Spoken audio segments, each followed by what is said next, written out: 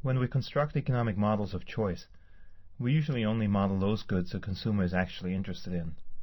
For this reason, it's oftentimes reasonable to assume that a consumer will end up consuming some of each of the goods we're modeling, and so we'll end up at an interior solution. But sometimes doing the best we can, given our circumstances, implies not consuming any of one of the goods and consuming only the other. In those cases, we say a consumer has ended up at a corner solution. Suppose I have $15 to spend on soft drinks, and I choose between Coke and Pepsi. I get to the store and Coke costs $1 a can, and Pepsi costs $1.50 a can. That means that if I were to spend all my money on Pepsi, I could buy at most 10 cans of Pepsi. Or if I spend all my money on Coke, I could buy at most 15 cans of Coke.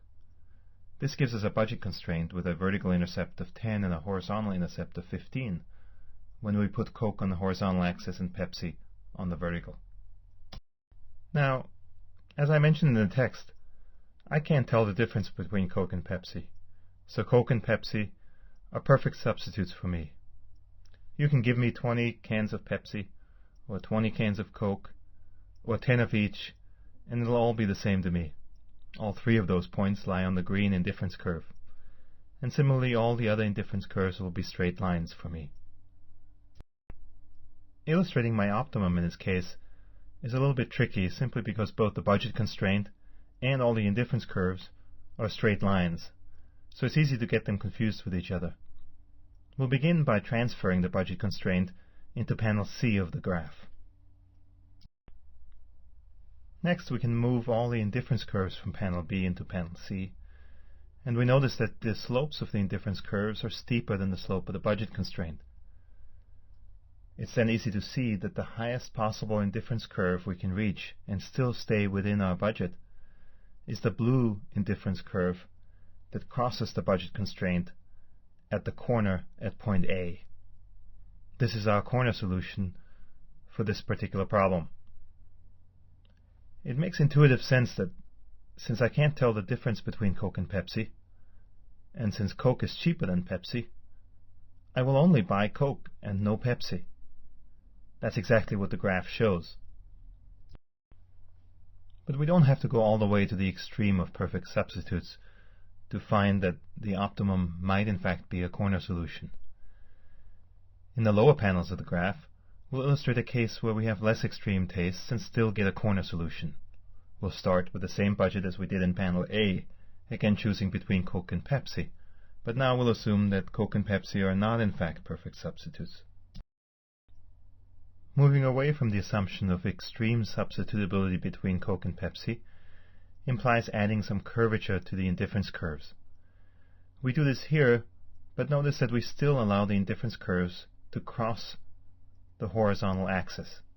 That'll be crucial for still getting a corner solution to emerge in the problem. To see how I can do the best I can given my circumstances, we can combine the budget constraint with the map of indifference curves.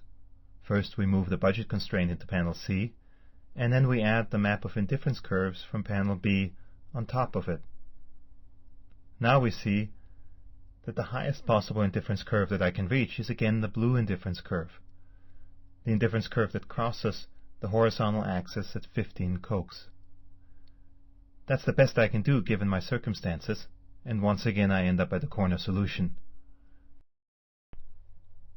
We have now identified two different settings in which the same corner solution emerges. In panel C, we assume that I can't tell the difference between Coke and Pepsi. In that case, it makes sense for me to only buy the cheaper of the two, and so I inevitably end up at a corner solution. The only case where that may not be true is if the prices of Coke and Pepsi are the same, which results then in the same slope for the budget line as for my indifference curves. In that very special case, there's an indifference curve that lies exactly on top of the budget constraint, so the entire budget constraint is in fact optimal, including the corners. So in the extreme case of perfect substitutes, we inevitably have corner solutions. In the less extreme case in panel F, on the other hand, those corner solutions are not nearly as inevitable. We derived one in panel F, but you could imagine making the budget constraint a little bit steeper, and as a result getting an interior solution where I buy some Coke and some Pepsi. So as we add some curvature to the indifference curves, we may still get some corner solutions so long as the indifference curves cross one of the axes, but we may also have cases where we have interior solutions. Taking the extremeness away from the substitutability thus takes away the inevitability of a corner solution emerging.